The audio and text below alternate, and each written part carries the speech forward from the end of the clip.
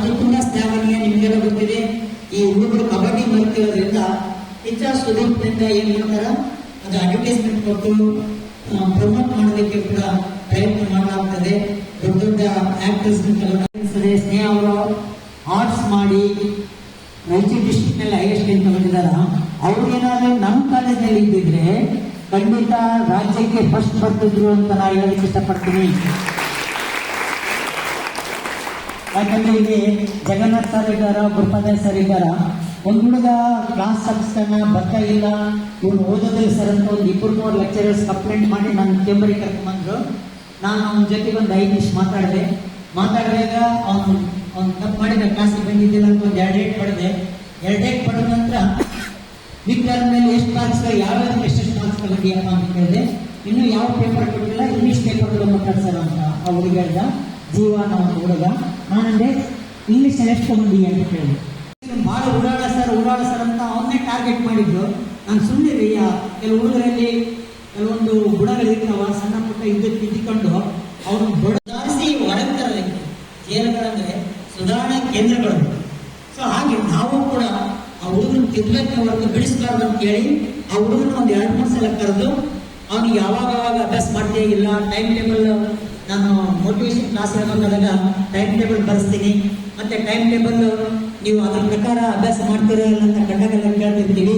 So ಅವ್ನು ಕೇಳ್ತಾ ಹೋದ್ವಿ. ಈ ವರ್ಷ ಅವನು 514 ಮಾರ್ಕ್ಸ್ ತಗೊಂಡು ಆರ್ಟ್ಸ್ ಅಲ್ಲಿ ಡಿಸ್ಟಿಂಕ್ಷನ್ ತಗೊಂಡು ನಮ್ಮ ಕಾಲೇಜಿನ ಘನತೆ ಗೌರವವನ್ನು ಹೆಚ್ಚು ಮಾಡಿದ್ದಾನ ಅಂತ ಹೇಳೋದಕ್ಕೆ ನನಗೆ ತುಂಬಾ ಸಂತೋಷ ಅನಿಸ್ತದೆ. ಅಂದ್ರೆ ಏನು ಓದಾದೆ ಆ ಕಡೆ ಈ ಕಡೆ ಅಡ್ಡಾಡೋ ಹುಡುಗರನ್ನ ನಾವು ಡಿಸ್ಟಿಂಕ್ಷನ್ ಮಾಡ್ತೀವಂದ್ರೆ ಅದೇ ದಾರಿಯಲ್ಲಿರುವಂತಹ ಸ್ನೇಹ ಅಂತ ನಮ್ಮ ಕೈಗೆ ಸಿಕ್ಕರೆ ಖಂಡಿತ ರಾಜ್ಯಕ್ಕೆ ಫಸ್ಟ್ ತರುವಂತಹ ಸಾಮರ್ಥ್ಯತೆ ನಮ್ಮ ಟೀಚರ್ಸ್ಗೂ ನಮ್ಮ ಲೆಕ್ಚರರ್ಸ್ಗೆ ಇದೆ ಅಂತ ನಾನು ಹೇಳೋದಕ್ಕೆ ಇಷ್ಟಪಡ್ತೀನಿ. ದಯವಿಟ್ಟು ನಿಮ್ಮ ಮಕ್ಕಳಿಗೆ ಯಾರೇ ಟ್ಯಾಲೆಂಟೆಡ್ ಇದ್ರೆ ನೀವು ಬೇರೆ ಕಡೆಗೆ ಹೋದ್ರೇ ಅಭ್ಯಾಸ ಮಾಡ್ತಾರಂತಲ್ಲ. ನೋಡಿ, ಒಬ್ಬ ಟೀಚರ್ಸ್ಗೆ, ಒಬ್ಬ ಉಪನ್ಯಾಸಕರಿಗೆ ಒಳ್ಳೆ ಸ್ಟೂಡೆಂಟ್ ಸಿಗ್ತಾರೆ. ಸ್ಟೂಡೆಂಟ್ಗೆ ಬೇಕು ಒಳ್ಳೆ ಉಪನ್ಯಾಸಕ ಬೇಕು. ಒಳ್ಳೆ ಉಪನ್ಯಾಸಕರಿಗೆ ಯಾರು ಬೇಕು? ಒಳ್ಳೆ ಸ್ಟೂಡೆಂಟ್ ಬೇಕು. ಪೂರ್ಣ ದಾರಿಯಿಂದ ತಂದು ಇವನ್ನ ಸ್ಟೇಜ್ಗೆ ಎಷ್ಟು ಮಾಡೋದಿಲ್ಲ ಕಷ್ಟ ಅಂತ. ಸೊ ಅದಕ್ಕೆ ನಾನು ಹೇಳೋದೇನೆಂದ್ರೆ, ನಮ್ಮಲ್ಲಿ ಆರ್ಟ್ಸ್ ಇದೆ, ಸೈನ್ಸ್ ಇದೆ, ಕಾಮರ್ಸ್ ಇದೆ. ನಿಮ್ಮಲ್ಲಿ 10th ಪಾಸ್ ಆದಂಥ ವಿದ್ಯಾರ್ಥಿನಿಯರು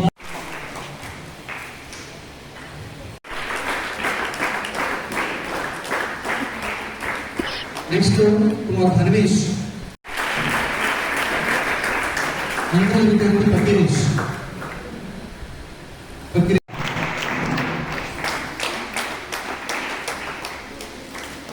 ಅನುಗುಣಗೌಡ,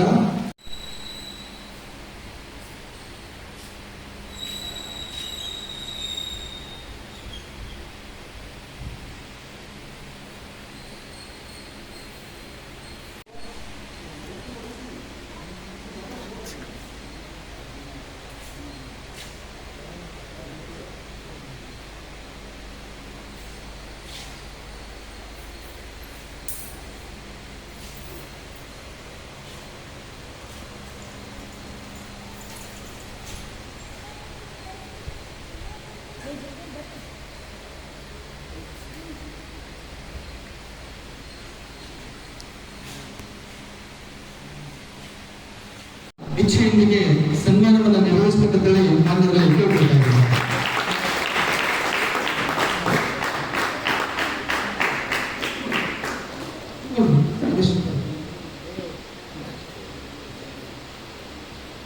ಇನ್ನು ಉನ್ನತ ಮಟ್ಟದ ಸಾಧನೆ ನಿಮ್ಮಿಂದ ಬರಲಿ ಎನ್ನುವಂತ ಆಶಯದೊಂದಿಗೆ ಈ ಒಂದು ಸನ್ಮಾನ ಕಾರ್ಯಕ್ರಮವನ್ನು ನೆರವೇರಿಸ್ತಾ ಇದ್ದೀವಿ ಸರ್. ತುಂಬಾ ಧನ್ಯವಾದ ಕೂಡ ಕಳಿಸಿದ್ದೀವಿ. ಹಾಗೆ UPSC ಎಕ್ಸಾಮ್ ನಲ್ಲೂ ಕೂಡ ಸಾಧನೆಯನ್ನು ಮಾಡತಕ್ಕಂಥವ್ರು ಕೂಡ ಕಳಿಸಿದ್ದೀವಿ.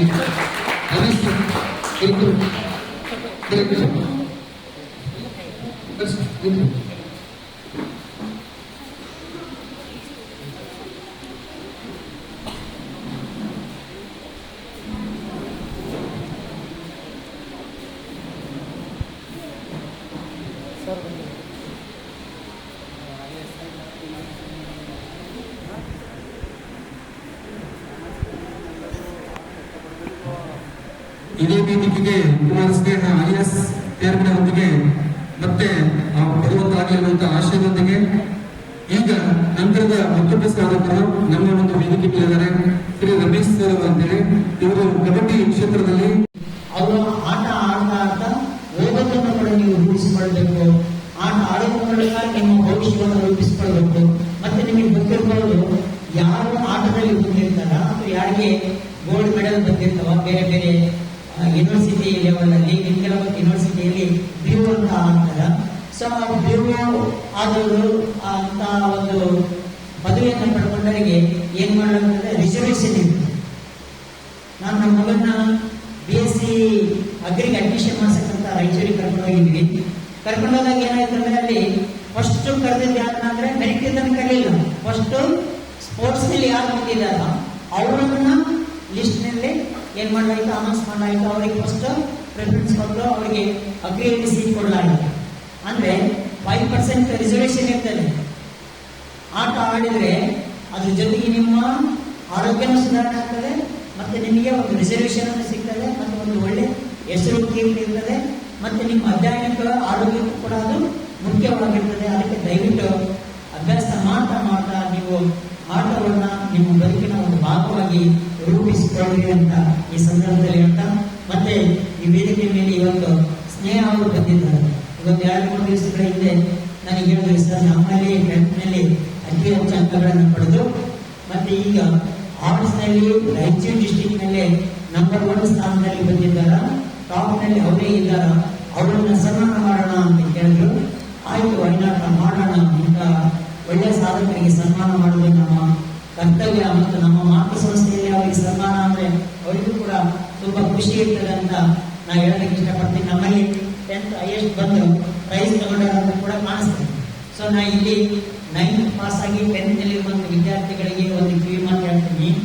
ನಮ್ಮಲ್ಲಿ ಕೂಡ ಆರ್ಟ್ಸ್ ಇರ್ಬೋದು, ಸೈನ್ಸ್ ಇರ್ಬೋದು, ಕಾಮರ್ಸ್ ಇರ್ಬೋದು, ಪ್ರತಿ ವಾರಕ್ಕೆ 2 ಸಲ ನಮಗೆ ಫೋನ್ ಮಾಡ್ತಾರೆ. ಏನ್ ಮಾಡಬೇಕಿರಿ, ಏನು ಕೆಲಸ ನಡೆದಿದೆ, ಏನ್ ವಿಶೇಷತೆ ಇದೆ, ಯಾವ ಕಾರ್ಯಕ್ರಮಗಳಿದ್ದಾವ. ಸೊ ಎಲ್ಲವನ್ನು ಕೂಡ ಅವರು ಆವಾಗ ಮಾಹಿತಿ ತಗೊಳ್ತಾನೆ ಇರ್ತಾರೆ. ಸೊ ಅವರು ನಮ್ಮನ್ನು ಅವಾಗ ಹೇಳೋದ್ರಿಂದ ನಾವು ತುಂಬಾ ಅಲರ್ಟ್ ಆಗಿ ಹೊಸ ವಿನೂತನವಾದಂಥ ಕಾರ್ಯಕ್ರಮಗಳನ್ನು ಇಟ್ಕೊಂಡು ಎಲ್ಲ ಸಾಂಸ್ಕೃತಿಕ ಕಾರ್ಯಕ್ರಮ ಇರ್ಬೋದು, ಕ್ರೀಡಾ ಕಾರ್ಯಕ್ರಮಗಳಿರ್ಬೋದು, ವಿಜ್ಞಾನಕ್ಕೆ ಸಂಬಂಧಪಟ್ಟಂತ ವೈಜ್ಞಾನಿಕ ಕಾರ್ಯಕ್ರಮಗಳಿರ್ಬೋದು, ರಾಜಕೀಯಕ್ಕೆ ಮತ್ತು ಸಾಮಾಜಿಕ ಕ್ಷೇತ್ರಕ್ಕೆ ಸಂಬಂಧಪಟ್ಟಂತ ಕಾರ್ಯಕ್ರಮಗಳಿರ್ಬೋದು, ವಿಶೇಷವಾಗಿ ಅಧ್ಯಯನ. ನಾವು ಬಹಳ ಸಲ ಎಲ್ಲ ಟೈಮ್ನಲ್ಲಿ ಹೇಳ್ತೀನಿ, ಅಧ್ಯಯನಕ್ಕೆ 90% ಕೊಡ್ತೀವಿ, ಇನ್ನು ಉಳಿದಕ್ಕೆಲ್ಲ 10% ಕೊಡ್ತೀವಿ. ಎಲ್ಲವನ್ನ ಸರಿಯಾದ ರೀತಿಯಲ್ಲಿ ತಗೊಂಡೋಗಿ ಒಬ್ಬ ವ್ಯಕ್ತಿಯ ಪರಿಪೂರ್ಣ ವ್ಯಕ್ತಿತ್ವ ನಿರೂಪಿಸುವಲ್ಲಿ ನಮ್ಮ ಸಂಸ್ಥೆ ಅವಿರಳು ಕೆಲಸ ಮಾಡುತ್ತದೆ ಅಂತ ಈ ಸಂದರ್ಭದಲ್ಲಿ ಹೇಳ್ತಾ, ನನಗೆ ಇವತ್ತಿನ ಈ ಕಾರ್ಯಕ್ರಮದಲ್ಲಿ ಮಾತಾಡೋದಕ್ಕೆ ಆಮೇಲೆ ಮಿರ್ಚಿನೇ ಹೆಚ್ಚಿದ್ದೀವಿ ನಾವು, ಭಜನೆ ಮಾಡ್ತೀವಿ ನಾವು. ಸಾಯಂಕಾಲ ಮಂಡಳದ ಭಜನೆ ಬೇಕು ನನಗೆ. ಹಾಗಾದ್ರೆ ಎಣ್ಣೆ ಪದಾರ್ಥ ಹೆಚ್ಚು ಆರೋಗ್ಯ ಕೆಡುತ್ತೆ. ಹಾಗಾದ್ರೆ ಈ BNYS ಏನ್ ಹೇಳುತ್ತೆ ಅಂತ ಹೇಳಿದ್ರೆ, ಸಮತೋಲಿತ ಆಹಾರವನ್ನು ಸೇವನೆ ಮಾಡಬೇಕು ಅಂತ ಹೇಳಿದ್ರೆ, ಮಿತವಾಗಿ ಸೇವನೆ ಮಾಡಬೇಕು ಅಂತ ಹೇಳಿದ್ರೆ, ಈ ಜಗತ್ತಿನಲ್ಲಿ ಎಲ್ಲಾ ಗ್ರಂಥಗಳನ್ನು ಅಧ್ಯಯನ ಮಾಡಿದ್ರು ಕೂಡ ಒಂದು ವಿಷಯನ ಯಾವ ಗ್ರಂಥದಲ್ಲಿ ಹೇಳ್ತಾರೆ ಆ ವಿಷಯನ, ಆದ್ರೆ ನಾವು ಅದನ್ನು ತಪ್ಪದೆ ಮಾಡ್ತಾ ಇದ್ದೀವಿ. ಯಾವ ಗ್ರಂಥದಲ್ಲಿ ಹೇಳಿಲ್ಲ ಅದು ನಾವು ಮಾಡಬೇಕು ಅಂತ ತಪ್ಪದೆ ಮಾಡ್ತೀವಿ. ಏನು ಕಂಠದ ಪೂರ್ತಿ ತಿನ್ನೋದು ಎಲ್ಲಿ ಹೇಳಿದೆ, ಯಾವ ಗ್ರಂಥದಲ್ಲಿದೆ? ಆಹಾರವನ್ನ ಪರಿಪೂರ್ಣವಾಗಿ ಹೊಟ್ಟೆ ತುಂಬುವವರೆಗೂ ಫುಲ್ಫಿಲ್ ಮಾಡಿಯೇ ಊಟ ಮಾಡುವಂತ ಎಲ್ಲಿ ಗ್ರಂಥದಲ್ಲಿ ಹೇಳಿದೆ? ಹೌದು, ನಮ್ಮ ವೈದ್ಯರು ಕೂಡ ಹೇಳ್ತಾರೆ ನಿಮಗೆ, ಹೊಟ್ಟೆ ತುಂಬುವವರೆಗೂ ವಾಸನೆಗೆ ಬರೀ ಊಟ ಮಾಡೋದು ಯಾವ ವೈದ್ಯರನ್ನು ಸಲಹೆ ಕೊಡ್ತಾರೆ ನಮಗೆ? ಅದನ್ನ ನಾವೇನ್ ಮಾಡಿದ್ವಿ, ತಪ್ಪದೇ ಪಾಲಿಸ್ತೀವಿ. ಎಲ್ಲಿವರೆಗೂ? ಹೊಟ್ಟೆ ತುಂಬೋಲ್ಲ, ಇನ್ನೊಂದು ಹೋಗುತ್ತಾ ನೋಡೋಣ. ಹೀಗೆ ಮಾಡೋದ್ರಿಂದ ಹಾಗಾದ್ರೆ ಬಾಡಿ ಅಂತ ಒಂದು ಇಂಜಿನ್ ಅದು ತಡ್ಕೋಬೇಕಾದ್ರೆ ಹೇಗೆ? ಮೊಬೈಲ್ನಲ್ಲಿ ಬಂದಂತ ನೋಟಿಫಿಕೇಶನ್ ನೋಡಿ, ನಿಮಗೆ SMS ಅಲೆರ್ಟ್ ಬಂದಿದೆ, ನಿನಗೊಂದು ವಾಟ್ಸಪ್ ಮೆಸೇಜ್ ಬಂದಿದೆ, ನಿನಗೊಂದು ಫೇಸ್ಬುಕ್ ಮೆಸೇಜ್ ಬಂದಿದೆ, ನಿನಗೊಂದು ಇನ್ಸ್ಟಾಗ್ರಾಮ್ ಮೆಸೇಜ್ ಬಂದಿದೆ, ನಿನ್ನ ಮೊಬೈಲ್ಗೆ ಇಷ್ಟು ಅಮೌಂಟ್ ಬಿದ್ದಿದೆ ಅಕೌಂಟ್ಗೆ. ಹೀಗೆ ಹೇಗೆ ಒಂದು ಮೊಬೈಲ್ನಲ್ಲಿ ಎಲ್ಲ ಸಂದೇಶಗಳನ್ನು ಹೇಗೆ ಗಮನಿಸಿದ್ರು, ದೇಹವೂ ಕೂಡ ಹಾಗೆ ಪ್ರತಿಯೊಂದು ಆರೋಗ್ಯದ ಸಮಸ್ಯೆಯಲ್ಲೂ ಕೂಡ ನಿಮ್ಗೆ ಸೆನ್ಸಸ್ ಅನ್ನು ಕೊಡುತ್ತೆ. ನೀನು ಅವಾಗಲೇ ಅಲರ್ಟ್ ಆಗಬೇಕು. ಯಾಕೆ? ಬ್ಯಾಂಕಲ್ಲಿ ಅಕೌಂಟಲ್ಲಿ ಬಿದ್ದ ತಕ್ಷಣ ಮಾತ್ರ ಜಮಾ ಆಯಿತು, ರೆಡಿ ಬ್ಯಾಂಕ್ ಮಾಡೋಣ ಅಂತ ಹೇಗೆ ನಿಮ್ಮ ಮನಸ್ಥಿತಿ ಹೋಗಬೇಕು. ಆರೋಗ್ಯದ ಸ್ಥಿತಿಯಲ್ಲೂ ಕೂಡ ಅತಿ ಹೆಚ್ಚು ಶೀತ ಆದ ತಕ್ಷಣ ಚಳಿಗಾಲದಲ್ಲಿ ಅಲ್ಲಿ ಬಿಸಿ ಇರ್ತಕ್ಕಂಥ ಪದಾರ್ಥಗಳನ್ನ ದೇಹದ ಉಷ್ಣತೆ ಹೆಚ್ಚಿಸ್ತಕ್ಕಂಥ ಪದಾರ್ಥಗಳನ್ನು ತಿನ್ನಬೇಕು. ಅದು ಬಿಟ್ಬಿಟ್ಟು ಮೊಸರು ಜಾಸ್ತಿ ತಿಂತಾವೆ, ಬದನೆಕಾಯಿಗೆ ಬೇಕಾದಂಥ ಮೊಸರು ಅತಿಯಾದ ಏನಾಗುತ್ತೆ, ಶೀತವಾಗಿ ಮಾರ್ಪಾಡಾಗುತ್ತೆ. ಹೀಗೆ ನಮ್ಮ ಆಹಾರದ ಮೇಲೆ ಲಕ್ಷ್ಯ ಇದ್ದಾಗ, ದೇಹಕ್ಕೆ ಬರ್ತಕ್ಕಂಥ ಸೆನ್ಸೇಷನ್ ಬಗ್ಗೆ ನಮಗೆ ಲಕ್ಷ್ಯ ಇದ್ದಾಗ ಅನಾರೋಗ್ಯ ಎಂದು ಬರುತ್ತೆ. ಹಾಗಾದರೆ ಇತರ ನಾವು ಕೋರ್ಸ್ಗಳಿಗೆ ಬರೋದು BN-ನ ಹೊರತುಪಡಿಸಿ MBBS, BDS ಇತರೆ ಕೋರ್ಸ್ಗಳು ಅದರ ಅಗತ್ಯತೆಯನ್ನು ನೋಡಿದಾಗ ಒಂದು ರೋಡಲ್ಲಿ ರಸ್ತೆಗೆ ಹೋಗ್ತಾ ಇದ್ದೀವಿ, ನಾವೆಲ್ಲ ಆರೋಗ್ಯ ಇದ್ದೀವಿ, ಮಿತವಾಗಿ ಹೊಂದ್ತೀವಿ, ಆಹಾರ ಏನು ಸೇವೆ ಮಾಡಬೇಕಂತ ಗೊತ್ತಿದೆ, ನಾನು ಕರೆಕ್ಟಾಗಿದ್ದೀನಿ, ಅದರ MBBS ಕೋರ್ಸ್ ಅಗತ್ಯ ಇಲ್ಲ. ಯಾರಾದರೂ ಆಕ್ಸಿಡೆಂಟ್ ಮಾಡಿದ್ರೆ ಇಂಜೂರಸ್ ಅದು ಯಾರೇ ಕಾಪಾಡ್ತಾರೆ, ನಿಮ್ಮನ್ನು ಖಾಲಿ ಕಟ್ಟಲು ಯಾರು ಕಾಪಾಡ್ತಾರೆ? ಹಂಗೆ ಪ್ರತಿಯೊಂದು ಕೋರ್ಸು ಕೂಡ ಅಷ್ಟೇ ಉತ್ತಮವಾದಂಥ ಸ್ಥಾನ ಹೊಂದಿದೆ. ಅದೇ ರೀತಿಯಾಗಿ BN-ನ ಕೋರ್ಸ್ ಕೂಡ ಅತ್ಯುತ್ತಮವಾಗಿದೆ. ನಾವು ನಮ್ಮ ಆರೋಗ್ಯವನ್ನು ಸರಿಯಾಗಿ ಇಟ್ಕೊಳ್ಬೇಕಾದ್ರೆ ಅನಾರೋಗ್ಯವಾಗದಂಥ ಆರೋಗ್ಯವನ್ನು ರೂಪಿಸ್ತಾ ಹೋಗ್ತೀವಿ. ದೇಹವು ಕೊಡತಕ್ಕಂಥ ಪ್ರತಿಯೊಂದು ಸೆನ್ಸಸ್ ಅನ್ನು ಆವಾಗ ಹೊಟ್ಟೆಯಲ್ಲಿ ಎಸಿಡಿಟಿ ಆದ ತಕ್ಷಣ ಏನಾಗುತ್ತೆ, ಹೊಟ್ಟೆಯಲ್ಲಿ ಸ್ವಲ್ಪ ಚುಚ್ಚಿದಂತೆ ಅಥವಾ ಉಳ್ಳಿ ಬೇಗ ಬಂದಂತ ಒಂದು ಸೆನ್ಸಸ್ ಅನ್ನು ಕೊಡುತ್ತೆ. ಅವಾಗಲೇ ನೀವು ಮಾಡಬೇಕು, ಅತಿ ಹೆಚ್ಚು ನೀರು ಕುಡಿಯೋದು ಮಾಡಬೇಕು.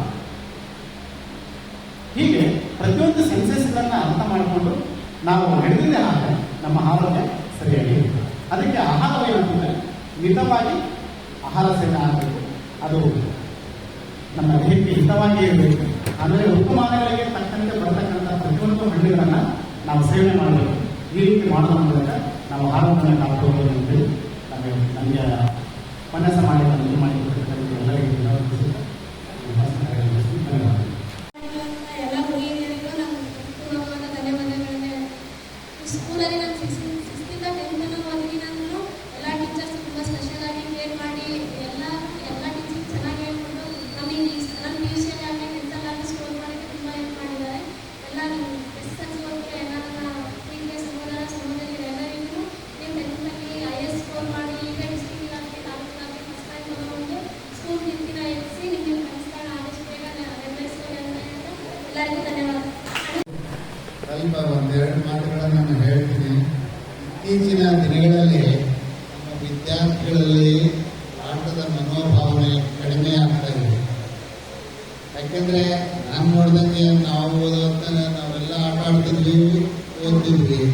ಆದರೆ ಇತ್ತೀಚೆಗೆ ಏನಾಗ್ಬಿಟ್ಟಿದೆ, ಎಲ್ಲ ಓದು ಮನೆಯಲ್ಲಿ. ಈಗ ಇಲ್ಲೇ ಗಂಗಾವತಿಯಲ್ಲಿ ತಗೊಂಡ್ರೆ ವಿದ್ಯಾನಿಕೇತನ ಇದೆ, ಕೃಷ್ಣಿಂದ ಇದೆ, ಇನ್ನು ಬೇರೆ ಬೇರೆ ಕಾಲೇಜಸ್ ಇದ್ದಾವೆ. ಅಲ್ಲೆಲ್ಲ PUC ಸೇರ್ಕೊಂಡ್ಬಿಟ್ಟು ನೀವು ಮುಂಜಾನೆಯಿಂದ ಸಂಜೆವರೆಗೂ ಓದಿಸೋದು. ಮುಂಜಾನೆ 4:30-5 ಗಂಟೆಯಿಂದ ಶುರು ಮಾಡಿ ರಾತ್ರಿ 10 ಗಂಟೆ ತನಕ ಕಂಟಿನ್ಯೂಸ್ಲಿ ಪಾಠ ಹೇಳ್ತಾ ಇರ್ತಾರೆ, ವರ್ಕ್ ಮಾಡಿಸ್ತಾರೆ. ನೀವು ಆಟ ಆಡಲಿಕ್ಕೆ ನಿಮಗೆ ಸಮಯನೇ ಕೊಡೋಲ್ಲ. ಅದರಲ್ಲೂ ವಿದ್ಯಾನಿಕೇತನ ಈ ಇಷ್ಟಿಂದ ಒಂದು ಕಾಲೇಜ್ ಮಾಡಿದ್ದೀವಿ ನಾವು ಕೂಡ, ಅಲ್ಲಿ ಅದೇ ಥರ ಇರ್ತದೆ. ಆದರೆ ಯಾಕೆ ಅಂತಂದರೆ ಎಲ್ಲರೂ ಯಾರು ರಿಸಲ್ಟ್ ಓರಿಯೆಂಟೆಡ್ ಆಗಿಬಿಟ್ಟಿದ್ದೀವಿ. ಈಗ ನಾವು ಕೃಷ್ಣಿಂದದಲ್ಲಿ ನಾವು 76% ಡಿಸ್ಟಿಂಕ್ಷನ್ ತಗೊಂಡಿದ್ದೀವಿ. 76% of the students have got the distinction and remaining all first class. ಇದನ್ನು ನಾವು ಪ್ರೌಢವಾಗಿ ಅಂದರೆ ನಾವು ಭಾರಿ ಗರ್ವದಿಂದ ಹೇಳ್ಕೊಳ್ತೀವಿ. ಆದರೆ ಆ ವಿದ್ಯಾರ್ಥಿಗಳಿಗೆ ಆಟ ಆಡಲಿಕ್ಕೆ ಎಷ್ಟೊತ್ತು ಬಿಟ್ಟಿದ್ದೀರಿ ಅಂತಂದರೆ ಪ್ರಾಕ್ಟಿಕಲಿ ಇಲ್ಲಿ ನಮ್ಮ ಸ್ಕೂಲಲ್ಲೇ ನಾವು ಆಟಕ್ಕೆ ಎಷ್ಟು ಇಂಪಾರ್ಟೆನ್ಸ್ ಕೊಡ್ತೀವೋ ಅಷ್ಟೇ ವಿದ್ಯಾಭ್ಯಾಸಕ್ಕೂ ಇಂಪಾರ್ಟೆನ್ಸ್ ಕೊಡ್ತೀವಿ. ಇದನ್ನು ನನ್ನ ಮಕ್ಕಳು ಸೈನಿಕ್ ಶಾಲೆಯಲ್ಲಿ ಓದ್ತಾ ಇದ್ರು. ಅಲ್ಲಿ ನಾವು ಒಂದ್ಸಲ SSLC ಮತ್ತು PUC ಓದುವಾಗ ನಮ್ಮ ಮಕ್ಕಳಿಗೆ ಒಂದು ಅಲ್ಲಿ ಪೇರೆಂಟ್ಸ್ ಮೀಟಿಂಗ್ ಇದ್ದಾಗ ನಾನು ಕೇಳಿದೆ ಒಂದು ಪ್ರಶ್ನೆ, ಸರ್ ನೀವು ಸೆಕೆಂಡ್ ಟರ್ಮ್ನಲ್ಲಿ PUC ಸೆಕೆಂಡ್ ಇಯರ್ ಸ್ಟೂಡೆಂಟ್ಸ್ಗೂ ಮತ್ತು SSLC ಸ್ಟೂಡೆಂಟ್ಸ್ಗೂ ಗ್ರೌಂಡಿಗೆ ಹೋಗೋದು ಕಂಪಲ್ಸರಿ ಮಾಡಬೇಡಿ, 4:30 to 6 ಓದಲಿ ಅಂತ ನಾನು ಹೇಳಿದೆ. ಆಸ್ ಎ ಪೇರೆಂಟ್ ಒಂದೇ ಮಾತಾಡಿದ್ರು, ನೀವು ಡಾಕ್ಟರ್ ಇದ್ದೀರಿ, there cannot be a sound mind without a sound body. ನೀವು ಬರೇ ಓದು ಅಂತಂದ್ರೆ ಅವ್ರ ಹತ್ರ ನೆನಪಿಡ್ಲಿಕ್ಕೆ ಸಾಧ್ಯ ಇಲ್ಲ. ಅದಕ್ಕೆ even at the day of examination they have to go to the ground ಅಂತ ಹೇಳಿ ಅಲ್ಲಿ ಪ್ರಿನ್ಸಿಪಾಲ್ ಹೇಳಿದ್ರು. ಅದು ನಿಜವಾಗಿಯೂ ಇವತ್ತು ನನ್ನ ಮನಸ್ಸಿಗೆ ಇವತ್ತು ಕೂಡ ನನಗೆ ನೆನಪಿದೆ. ಅದರಂಗೆ ನಾವು ಎಷ್ಟೇ ಕಷ್ಟಪಟ್ಟು ಓದಿದ್ರು ಸಹಿತ ಒಂದೆರಡು ತಾಸಾದರೂ ಆಟ ಆಡಲಿಕ್ಕೆ ನಾವು ಚಾನ್ಸ್ ಕೊಟ್ಟರೆ ಅದು ರಿಯಲಿ ಇಟ್ ಈಸ್ ವಂಡರ್ಫುಲ್. ನಾವೀಗ ನಮ್ಮ ಸಹಶಿಕ್ಷಕರು ನಮ್ಮ ಯಮನೂರಪ್ಪನವರು ಇಲ್ಲಿ ಒಂದು ಕಬಡ್ಡಿ ಟ್ರೈನಿಂಗ್ ಕೊಡ್ತಾ ಇದ್ದಾರೆ. ಕಬಡ್ಡಿ ಒಂದೆಲ್ಲ ಬೇರೆ ಬೇರೆ ಆಟಗಳನ್ನು ಆಡಿಸ್ತಾ ಇದ್ದಾರೆ ಅವರು. ನಾನು ಮೊನ್ನೆ ವಾಕಿಂಗ್ ಇಲ್ಲೇ ಬಂದಿದ್ದೆ, ನೋಡಿದೆ, ಭಾಳ ನನಗೆ ಸಂತೋಷ ಅನಿಸ್ತು. ಅವರು ಎಲ್ಲ ಹುಡುಗರನ್ನು ಇಂಟ್ರೊಡ್ಯೂಸ್ ಮಾಡಿಕೊಟ್ರು. ಅವರೆಲ್ಲರಿಗೂ ಭೇಟಿಯಾಗಿ ಹೋದೆ. ನಾನು ಸೋಮರಾಜು ಬಂದಿದ್ವಿ.